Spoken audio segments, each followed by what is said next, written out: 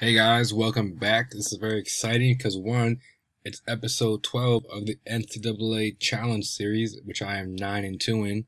It is LSU versus Oregon, and I'm Oregon, hoping to get my 10th win of the series in this episode.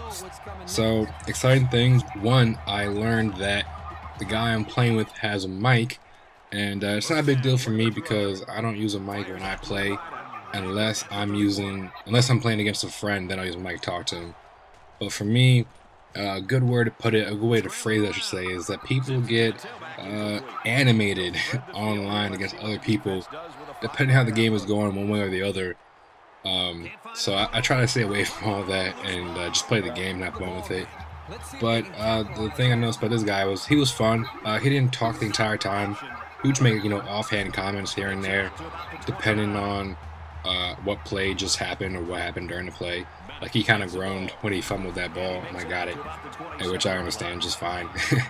And then my quarterback is injured on the play before, and after I got the dump off pass, he was like, "Oh, it was a good play, good read," and I was like, "Thank you."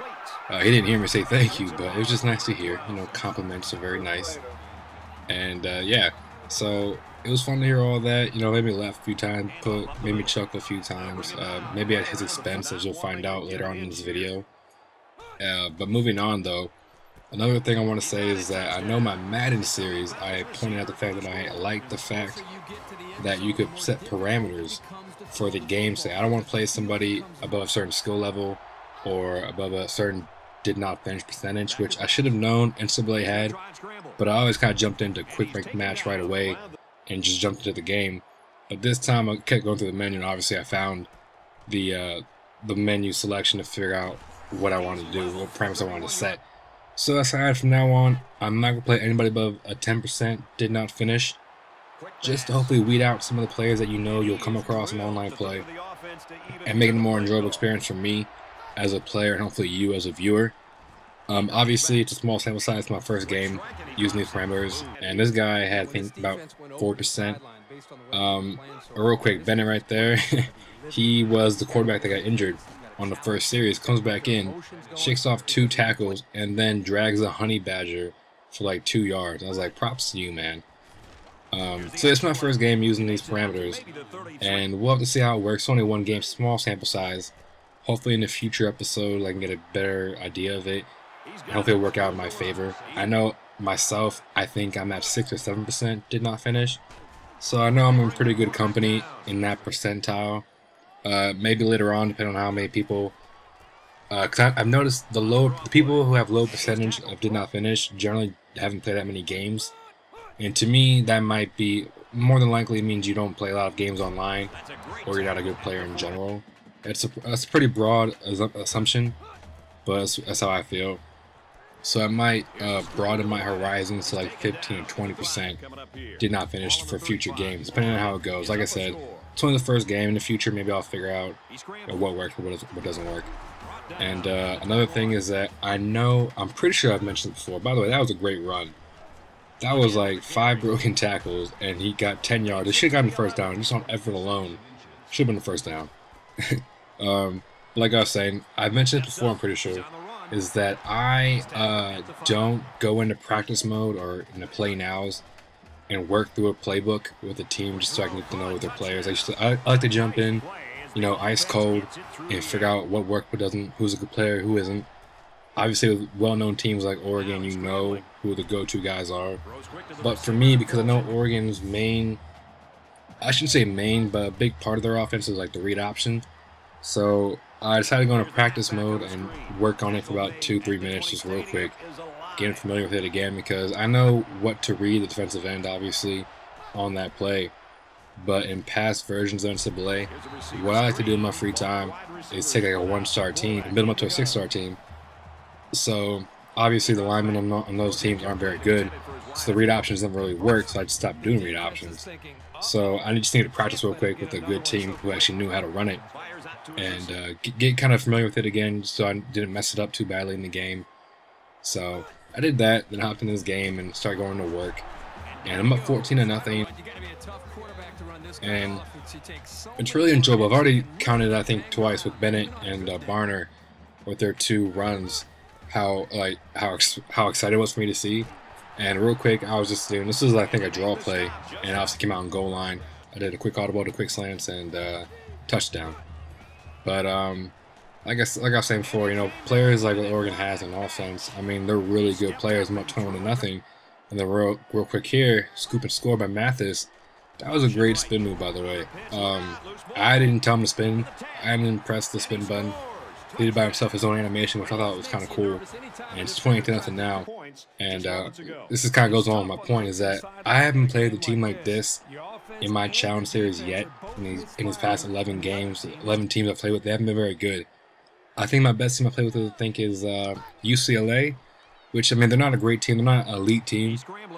Not against if you're a UCLA fan, not against the team.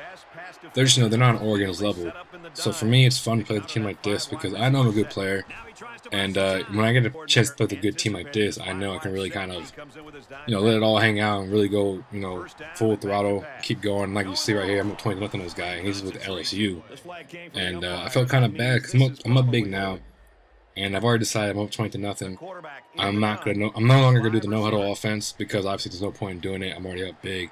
And Matthew right there is doing the work. He has a pick now, and he fumbles at the end, but it doesn't matter. He still has a pick, and he gets injured. So he's doing pretty good. I think he has a fumble recovery, touchdown, and a pick now. So good job to Mathis. But like I'm saying, as Oregon is that, you know, it's fun to just play with a really good team, and I always feel kind of bad when I pick teams like this because I know that people assume that I'm like a bandwagon fan or I'm just doing it to get the easy win. I mean, you know, you gotta shrug it off. And on that particular play right there, I was gonna do an option. They came out in a 3-3 defense, and I was like, I'm not gonna do that. I audibled out to a deep pass, and it became a 4 verts thing.